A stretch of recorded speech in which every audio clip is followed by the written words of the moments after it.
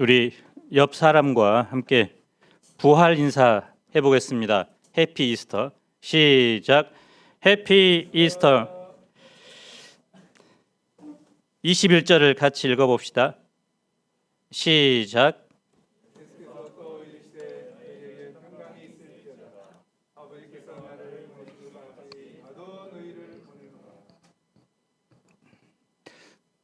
인생 수업의 저자 엘리자베스 퀴블러 로스 여사는 죽음 연구의 전문가로 불립니다. 죽음을 앞둔 암 환자들을 돌보는 호스피스의 선구자였습니다. 그녀는 평소 소신에 걸맞게 나는 은하수로 춤추러 간다라는 마지막 말을 남기고 세상을 떠납니다. 평범한 사람이 죽음을 앞두고 쉽게 가질 수 없는 멋지고 감동적인 여유입니다. 그런데 죽음의 문제는 은하수로 춤추러 간다라는 낭만적 시호로 대충 얽어버릴 수 없는 성격의 것은 아닙니다. 죽음은 그보다 훨씬 심각합니다. 죽음은 극복해야 할 인간의 적입니다. 예수님이 십자가에 죽으시고 부자의 묘실에 묻힌 상태로 침묵의 시간이 흘러갑니다. 예수님을 십자가에 못 박은 사람들이 승리한 것처럼 보입니다. 그런데 요한복음 20장에서 반전이 일어납니다. 그 반전의 역사가 무엇일까요?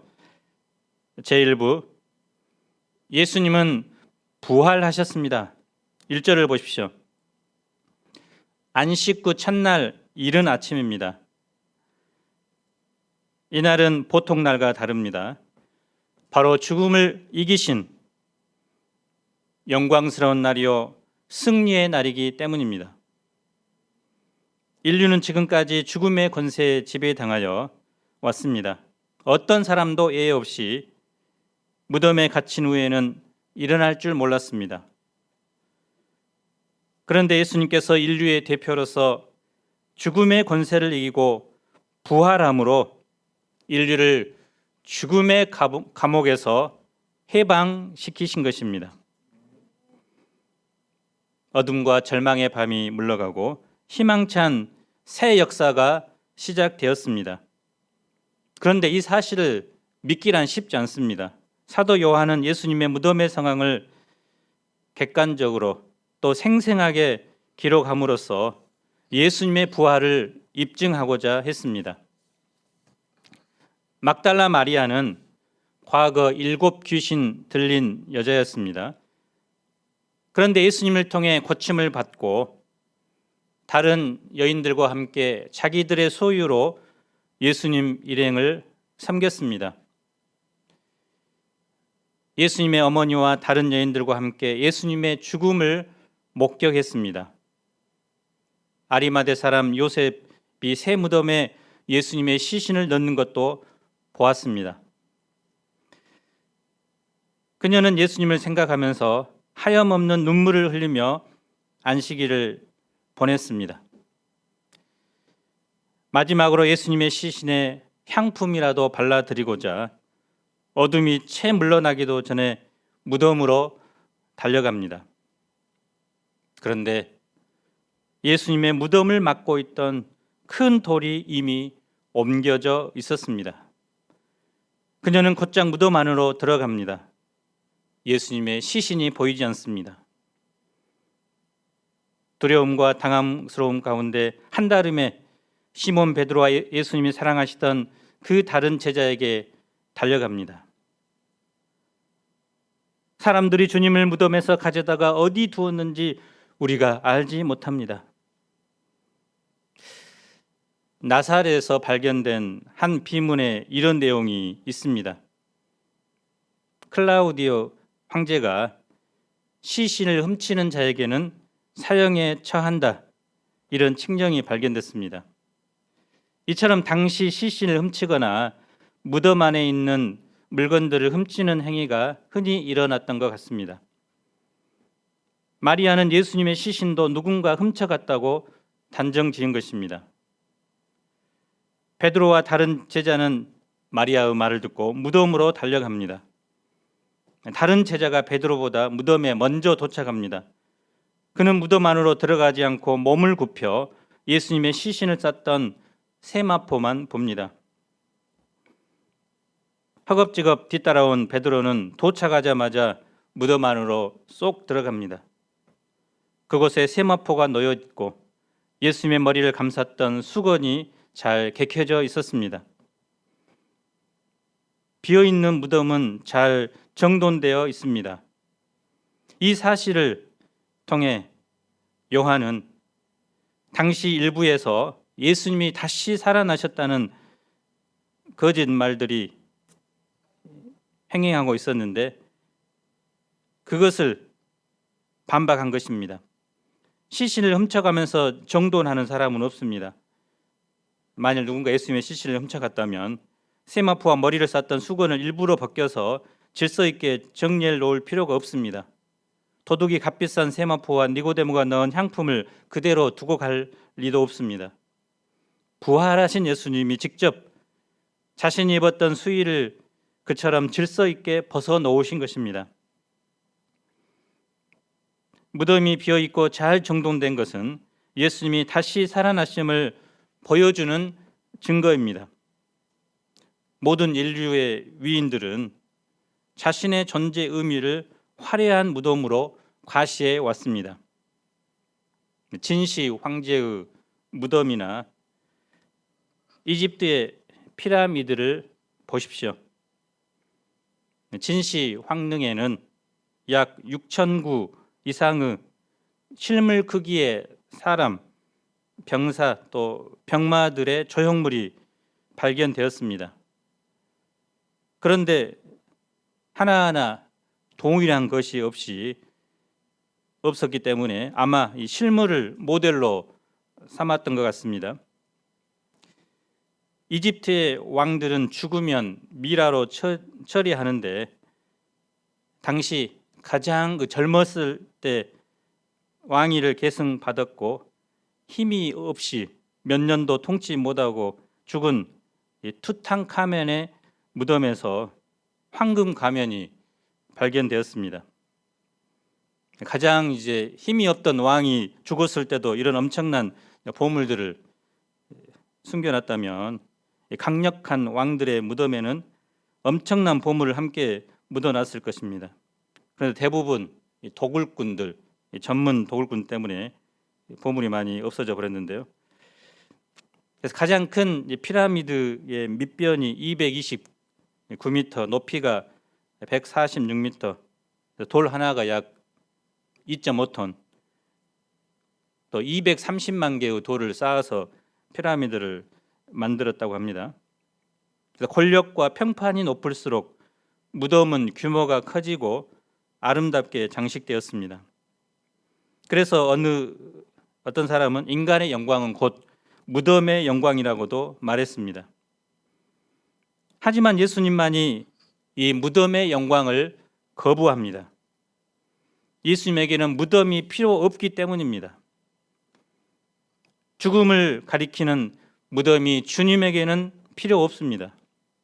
기독교는 빈 무덤에 종교 위에 세워졌습니다. 11절을 봅시다. 두 제자는 자기들의 집으로 돌아갑니다. 막달라 마리아는 여전히 무덤 밖에 서서 울고 있습니다. 이 운다고 번역된 말 클라이오는 조용히 눈물을 흘리는 것이 아니라 감정을 억제하지 못해서 큰 소리로 펑펑 통곡하는 것을 말합니다. 피차마게 돌아가신 것도 서러운데 무덤마저 훼손되고 시신조차 편안히 누워 계시지 못하다는 그 사실이 마리아를 가슴 아프게 했습니다. 사랑의 정서는 남자들보다는 여성들에게 더 간절한 것 같습니다. 마리아의 통곡은 그녀가 예수님을 얼마나 사랑했는지 보여줍니다. 마리아는 슬피 울면서 몸을 굽혀 무덤 안을 들여다봅니다. 그때 흰 옷 입은 두 천사가 예수님의 시체를 뉘었던 곳에 있습니다. 한 천사는 머리편에, 다른 한 천사는 발편에 앉아 있습니다.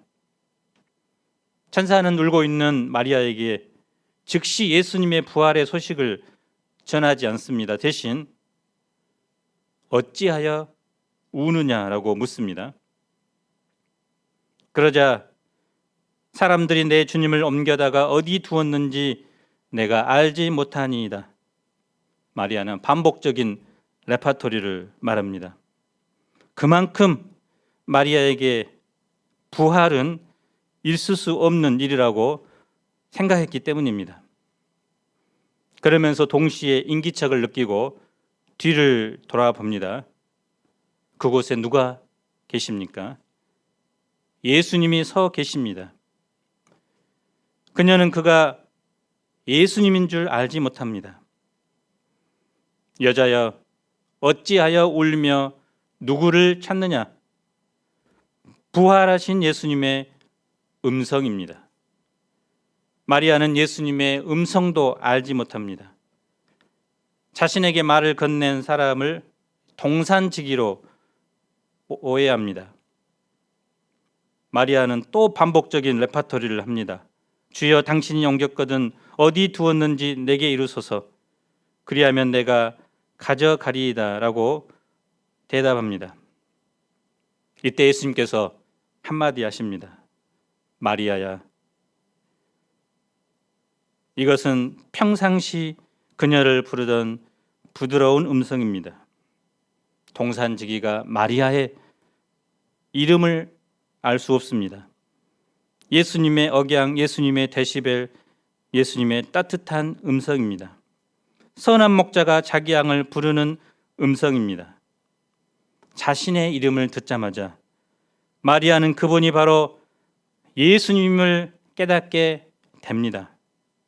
그리고 라보니어라고, 나의 선생님하고 부릅니다. 드디어 자기 앞에 서 있는 분이 바로 죽음을 이기고 부활하신 예수님이라는 사실을 깨닫게 된 것입니다. 부활하신 예수님께서 그에게 어떤 말씀을 하십니까? 17절을 우리 함께 읽어봅시다. 시작.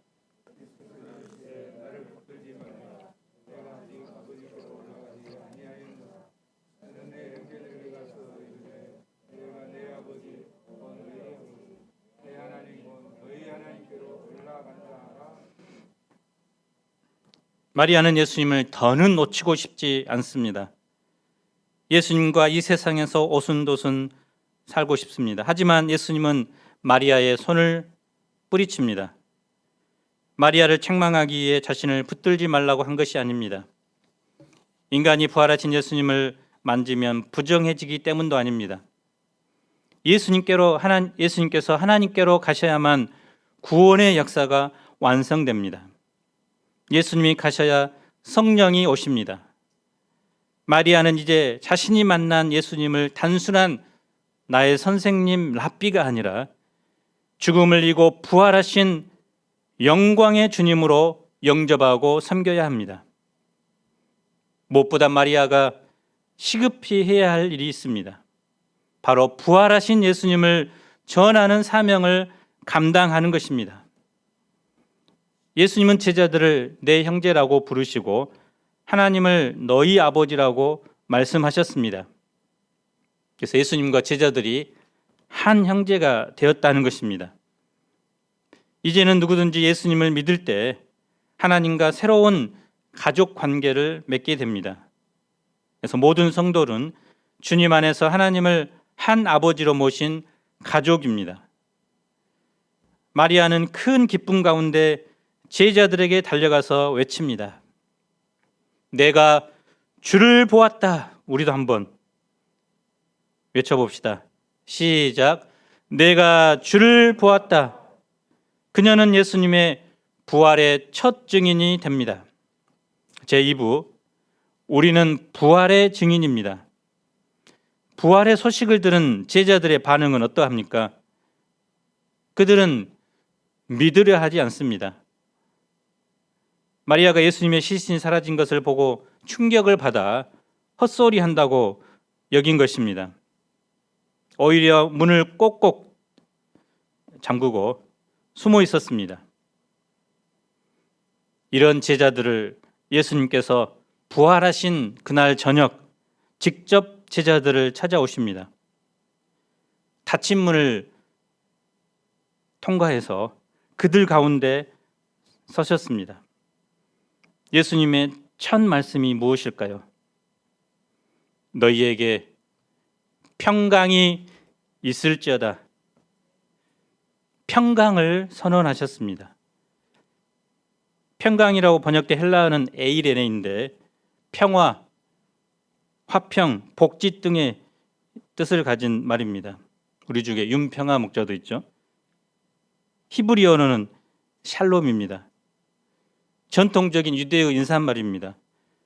길에서 사람을 만날 때, 헤어질 때, 이웃을 방문할 때 주고받던 인사말입니다. 우리 말 같으면 안녕하세요, 하이라는 그런 평범한 인사인데, 그런데 지금 부활하신 예수님께서 말씀하시는 이 평강은 전혀 다른 의미입니다. 세상이 주는 평강과 다릅니다. 제자들에게 지금 필요한 것은 두려움과 죽음을 이길 수 있는 평강입니다. 예수님은 세상이 줄 수 없는 하늘의 평강을 제자들에게 주신 것입니다. 그 평강의 증거로 자신의 손과 옆구리를 보이십니다. 바로 내가 십자가에서 죽은 그 예수다. 그 예수가 바로 살아나서 너희 앞에 있다. 부활하신 예수님은 빈 무덤으로 그리고 실제적으로 제자들에게 나타나심으로 자신의 부활을 증거하셨습니다. 예수님의 죽음은 일시적으로 제자들을 근심하게 했지만 부활로 인해서 그들은 참된 평강을 누리게 되었습니다. 제자들은 너무나 기뻤을 것입니다. 이런 제자들에게 예수님은 무슨 사명을 주실까요? 우리 21절을 함께 읽어봅시다. 시작.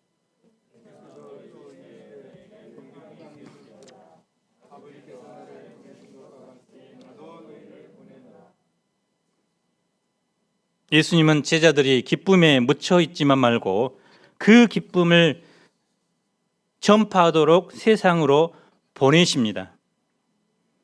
하나님은 예수님을 하늘에서 땅으로 보내셨습니다. 사람을 구원하기 위해서입니다. 이제 예수님은 승천하시기 전 제자들을 세상으로 보내십니다. 마찬가지로 사람을 구원하시기 위해서입니다. 예수님이 이 세상에서 하셨던 그 일을 제자들에게 위임하신 것입니다. 제자들은 십자가와 특별히 부활의 복음을 전하러 세상으로 가야 합니다. 이런 유명한 일화를 대부분 알고 있을 것입니다. 베드로가 네로 황제의 핍박을 피해 어디론가 가고 있었습니다. 그때 꿈에 그리던 예수님이 베드로 앞에 나타나셨는데 그 예수님도 어디론가 바삐 가고 계셨습니다. 베드로가 다급히 예수님을 쫓아가 묻습니다. 도미네 코바디스, 주님 어디로 가십니까? 예수님이 대답하십니다. 내가 버리고 나온 로마로 가서 다시 십자가를 지고자 한다. 이 말을 듣고 베드로는 자신이 로마로 들어간다고 말합니다. 그리고 그곳에서 부활의 증인으로 살다가 순교합니다. 이처럼 예수님의 제자는 교회 안에서 기쁨을 누리는 것으로 끝나지 않고 밖으로 나가서 전파하는 자입니다. 예수님의 제자는 예수님의 십자가와 부활을 기념하는 자가 아니라 세상에 전파하는 자입니다. 그 세상은 어떤 곳일까요? 1884년 부활절 조선에 도착한 아펜젤러 선교사가 선교부에 보낸 첫 보고서에 조선의 상태를 한마디로 표현했습니다. 우리는 부활절에 이곳에 왔다. 그날 사망의 철장을 쳐 부수고 하나님의 자녀로 빛과 자유의 세계로 인도해 주시기를 기도했다. 사망의 철장, 이것이 세상의 모습이라는 것입니다. 그때뿐이 아닙니다. 요즘도 코로나로 인해 사람들은 우울증에 빠지고 또 경제적인 어려움으로 고통하고 있습니다. 우리는 마음대로 교회에 나와서 하나님께 예배 드릴 수 없는 환경입니다. 그래서 전 동역자들이 나와서 예배 드리고 함께 또 식사하고 또 교제하던 때가 지금 2년째 접어들었습니다. 추석 명절이지만 거리 두기로 인해 사랑하는 부모님과 형제들과 마음껏 만나서 교제할 수도 없는 상황입니다. 이런 세상에서 정말로 필요한 것이 무엇일까요? 절망의 눈물을 몰아내고 고통을 없애줄 희망과 평화의 메시지가 무엇일까요? 바로 죽음을 이기고 예수 그리스도께서 다시 살아나셨다는 것이 바로 희망의 메시지입니다. 그 예수님을 누가 세상에 전파할 수 있을까요? 다시 살아나신 예수님을 통하여 희망과 평화를 경험한 우리들입니다. 부활의 소망이 있으면 어떤 절망적인 상황에서도 기뻐할 수 있습니다. 부활의 신앙이 있을 때 넘어져 고통하는 사람들도 다시 일어나서 도전할 수 있습니다. 그런데 우리가 어떻게 이런 평화와 희망의 메시지를 전할 수 있을까요? 22절을 봅시다. 이 말씀을 하시고 그들을 향하사 숨을 내쉬며 이르시되 성령을 받으라. 예수님의 이 말씀과 행동은 창세기 2장 7절을 연상시킵니다. 창세기 2장 7절에서 하나님은 흙으로 사람을 지으시고 생기를 그 코에 불어 넣으셔서 사람이 생명이 되게 하셨습니다. 이제 예수님은 제자들에게 새로운 피조물로 제자들을 창조하시는 재창조의 역사를 이루신 것입니다. 예수님께서 우리에게도 동일하게 성령을 보내주십니다. 부활의 증인은 홀로 일하는 것이 아니라 성령과 함께 일합니다. 아니, 성령이 함께 하심을 믿고 성령의 인도하심을 따르는 사람입니다. 성령은 사명을 감당할 수 있는 능력의 원천입니다. 성령이 임하면 마음의 두려움이 사라지고 담대한 하나님의 사람이 됩니다. 사도행전에는 오순절에 성령 강림이 이루어집니다. 하지만 요한복음에서는 부활하신 후에 성령을 받으라고 하십니다. 예수님이 하신 모든 약속이 성취되었다는 것을 보여주기 위함입니다. 이제 제자들은 성령의 인도하심과 역사를 통해서 능력 있는 역사를 이루어 나갈 것입니다. 두려움에 문을 꼭꼭 닫고 숨어있던 제자들이 성령 충만해졌을 때 그토록 두려워하던 종교 지도자들 앞에서 담대하게 예수 그리스도의 복음을 전파합니다. 잡히고 박해를 당할지라도 두려워하지 않습니다. 오히려 예수님을 위해 고난받고 죽는 것을 가장 영광스럽게 생각합니다. 놀랍게도 제자들 대부분은 순교로 일생을 마칩니다. 수제자 베드로는 십자가에 거꾸로 매달려 죽습니다. 안드레는 헬라와 소아시아에서 전도하다가 줄에 매여 죽었다고 합니다. 야고보는 헤롯에게 참수당하고 요한은 밤모섬으로 유배해 갔다가 다시 돌아와서 죽기까지 에베소에서 전도합니다. 빌립은 히에라폴리스에서 기둥에 매달려 죽임을 당하고 바돌로메는 아르메니아에서 복음을 전하다가 물에 던져져서 죽습니다. 도마는 시리아, 바사, 인도 등지에서 전도하다가 기도 중에 화살에 맞아 죽습니다. 마테오는 에티오피아에서 목배임을 당하고 알페오의 아들 야고보는 애굽에서 십자가에 달려 죽임을 당합니다. 그래서 죽지 않고자 발버둥 치며 숨어있던 제자들이 죽음을 두려워하지 않는 담대한 하나님의 사도들이 됩니다. 성령을 받을 때 이렇게 달라진 것입니다. 세상에 나가서 우리가 해야 할 일은 무엇일까요? 23절을 읽어봅시다. 시작.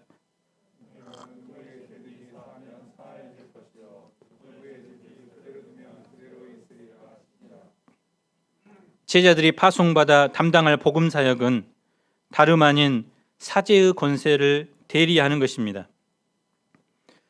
죄를 용서할 수 있는 권세는 오직 예수님께만 있습니다. 그런데 예수님은 이제 사람들의 죄를 직접 용서하지 않습니다. 제자들을 통해서 용서하십니다. 제자들이 복음을 전하여 받아들이면 사람들의 죄가 사함을 받습니다. 그러나 그들이 전하는 복음을 거절하여 예수님을 믿지 않으면 사람들의 죄가 그대로 남게 됩니다. 우리가 세상에 가지 않고 용서의 메시지를 전하지 않으면 세상은 용서받지 못한 상태로 살다가 그냥 죽게 됩니다. 한 사람이 생명을 얻느냐, 그냥 죽느냐는 우리 손에 달려 있다는 것입니다. 오늘 우리가 부활하신 예수님을 만나기 위해서 무엇을 해야 할까요? 부활하신 예수님이 제자들에게 나타나셨을 때 도마는 없었습니다. 도마가 돌아와 보니까 제자들이 다 변해 있었습니다. 하지만 그는 자기가 직접 예수님의 옆구리에 손가락을 넣어보지 않고는 제자들의 말을 믿지 않겠다고 합니다. 자기만 없을 때 나타나신 예수님께 섭섭해서 고집을 피웠을 수도 있습니다. 도마의 반응은 그만큼 예수님의 부활은 믿기 어려운 것임을 보여줍니다. 그래서 예수님께서 그런 도마를 위해서 다시 나타나셨습니다. 이 도마에게 나타나신 예수님은 도마와 같이 모든 후대 예수 그리스도를 보지 않고 믿어야 하는 모든 후손들에게 주시는 말씀과 같습니다. 27절을 보십시오. 도마에게 이르시되 내 손가락을 이리 내밀어 내 손을 보고 내 손을 내밀어 내 옆구리에 넣어보라. 그리하여 믿음 없는 자가 되지 말고 믿는 자가 되라. 도마가 이렇게 대답합니다. 나의 주님이시여 나의 하나님이시니이다. 도마의 신앙 고백입니다. 예수님의 정체성에 대한 가장 확실한 고백입니다. 이 고백은 요한복음 전체를 통해 사도 요한이 전달하고자 했던 복음의 진수를 드러냅니다. 예수님은 다시 말씀하십니다. 너는 나를 본고로 믿느냐? 보지 못하고 믿는 자들은 복되도다. 후대의 수많은 그리스도인들은 예수님의 살아계신 모습을 본 적이 없습니다. 예수님의 표적을 직접 본 적도 없고 말씀을 들은 적도 없습니다. 십자가의 죽음을 본 적도 없고 부활하신 몸을 직접 본 적도 없습니다. 보지 못하고 믿는 자들은 복되도다. 이 말씀은 요한복음이 전하는 강력한 메시지입니다. 어떻게 보지 못하고 믿을 수 있나요? 목격자들의 증언을 통해서 믿을 수 있습니다. 목격자들의 증언 중 최고의 증언은 바로 성경입니다. 뿐만 아니라 목자들 그리고 부모를 통해서 전달된 복음의 메시지를 통해서 믿게 됩니다. 이제 우리는 자기 경험보다는 목격자들의 증언에 기초해서 예수님의 부활을 믿을 수 있고 또 믿어야 합니다. 예수님은 보지 못하고 믿는 자가 복되다고 말씀하십니다. 이제 요한복음의 결론 부분입니다. 30절, 31절을 함께 읽어봅시다. 시작.